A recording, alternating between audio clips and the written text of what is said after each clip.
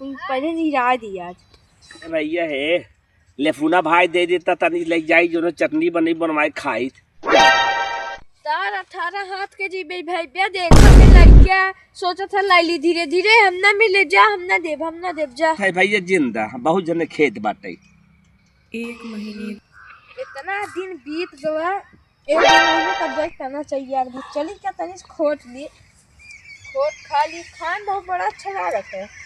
जान में जे खाए बने बहुत अच्छा लगा ए भैया है मनाई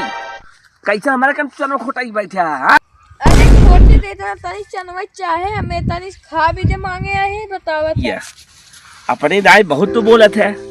हम तो लहसुन तनी से मांग ले था चटनी बनवाऊ तब कहा मैं लड़कियां देखे निकल मैं खेते निकल अरे निकाल जा था लेकिन जैसे दूसरे साथ कर बना ऐसे भगवान तोहरा साथ करेंगे जात है ए भैया भगवान कुछ ऐसा करे तो हमारे साथ के रहे ना हम तो साथ कह दिए वही बराबर भगवान ने कुछ कही जा निकल जा